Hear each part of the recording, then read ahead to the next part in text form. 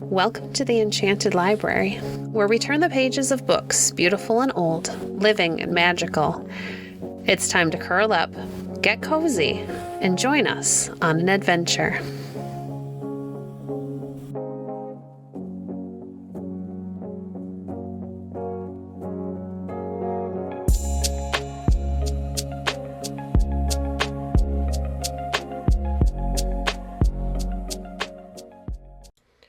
Today we're reading from 20 Beautiful Stories from Shakespeare by Edith Nesbit. Twelfth Night. Orsino, the Duke of Illyria, was deeply in love with a beautiful countess named Olivia.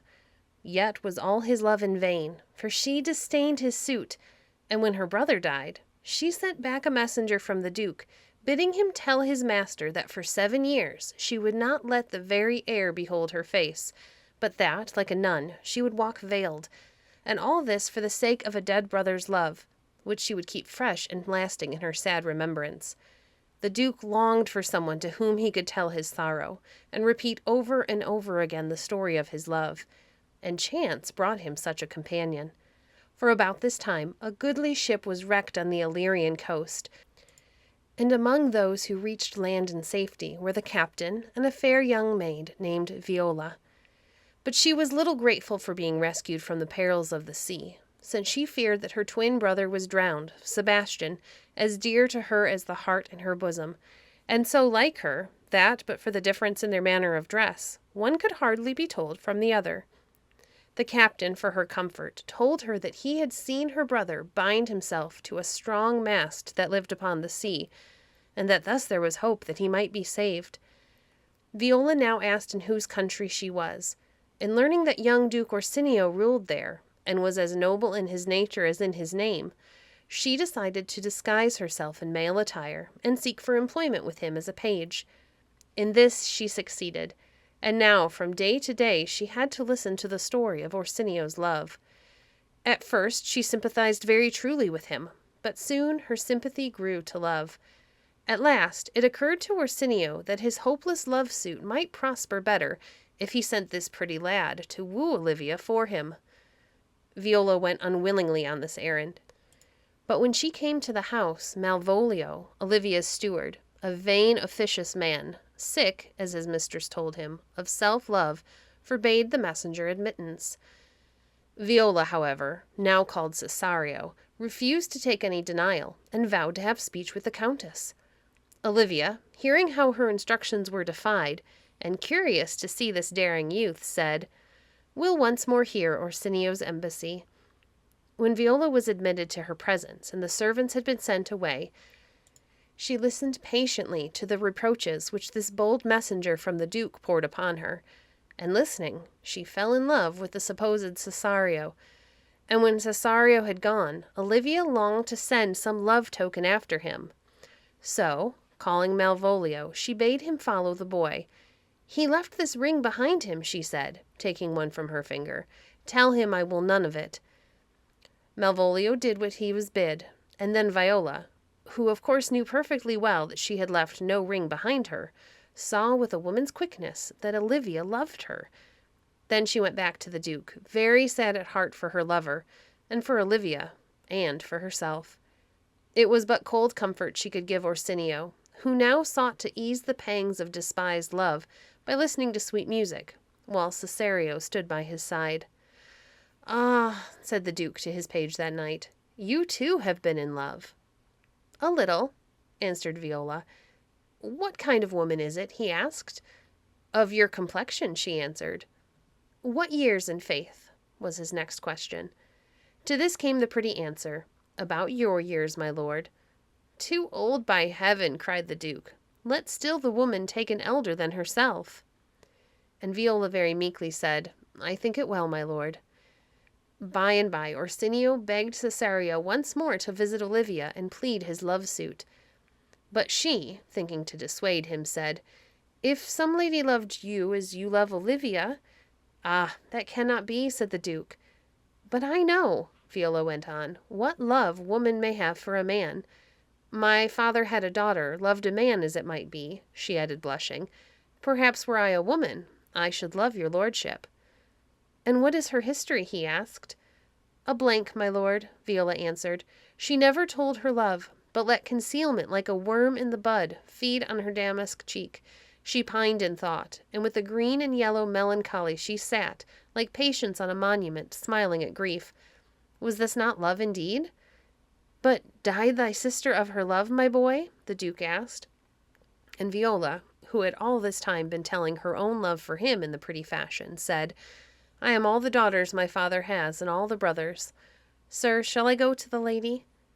"To her in haste," said the Duke, at once forgetting all about the story, "and give her this jewel." So Viola went, and this time poor Olivia was unable to hide her love, and openly confessed it with such passionate truth that Viola left her hastily, saying, "Never more will I deplore my master's tears to you." But in vowing this, Viola did not know the tender pity she would feel for others' suffering. So, when Olivia, in the violence of her love, sent a messenger, praying Cesario to visit her once more, Cesario had no heart to refuse the request. But the favors which Olivia bestowed upon this mere page aroused the jealousy of Sir Andrew Aguecheek, a foolish rejected lover of hers, who at that time was staying at her house with her merry old uncle Sir Toby. This same Sir Toby dearly loved a practical joke, and knowing Sir Andrew to be an arrogant coward, he thought if he could bring off a duel between him and Cesario, there would be rare sport indeed. So he induced Sir Andrew to send a challenge, which he himself took to Cesario. The poor page in great terror said, "I will return again to the house. I am no fighter." "Back you shall not to the house," said Sir Toby, "unless you fight me first." And as he looked a very fierce old gentleman, Viola thought it best to await Sir Andrew's coming, and when at last he made his appearance, in a great fright, if truth be known, she tremblingly drew her sword, and Sir Andrew, in like fear, followed her example. Happily for them both, at this moment some officers of the court came on the scene and stopped the intended duel. Viola gladly made off with what speed she might, while Sir Toby called after her, "A very paltry boy, and more a coward than a hare."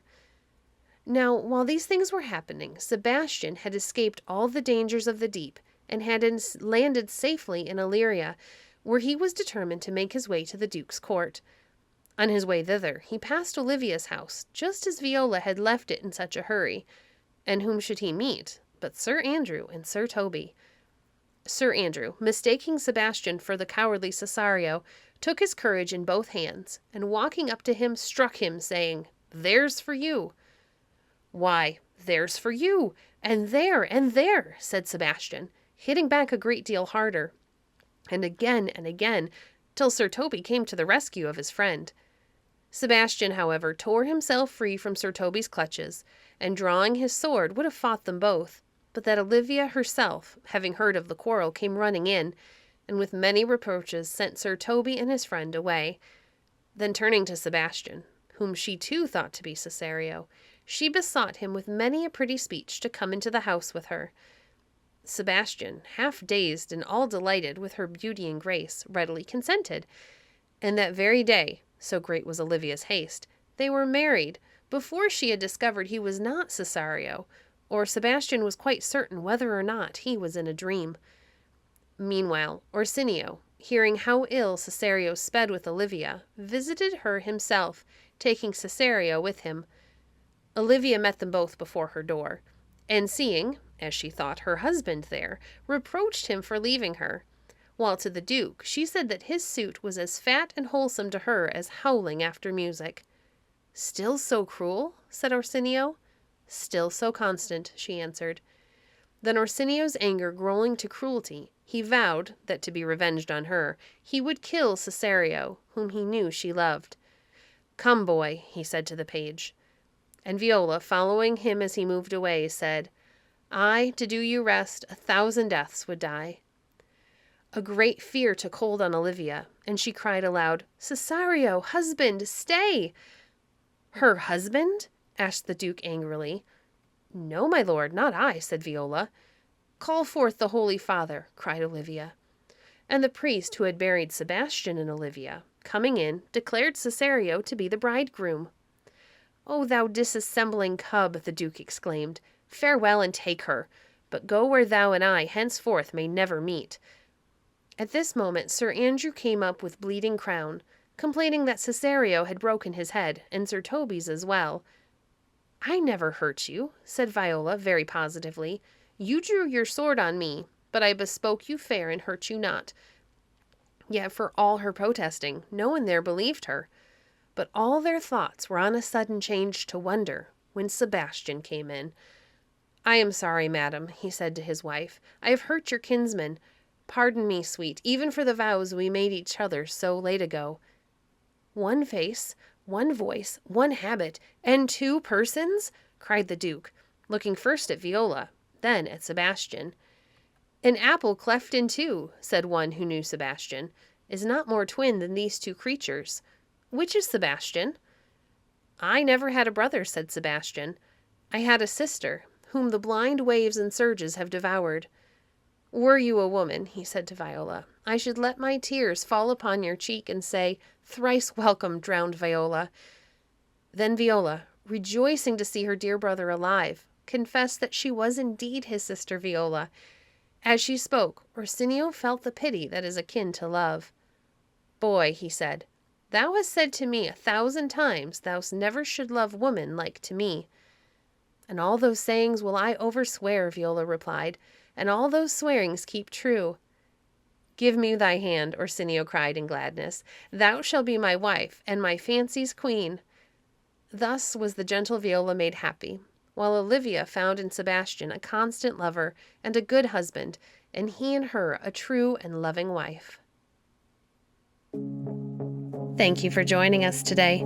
If you enjoyed today's episode, please leave a review on your favorite podcast platform and share our podcast with a friend.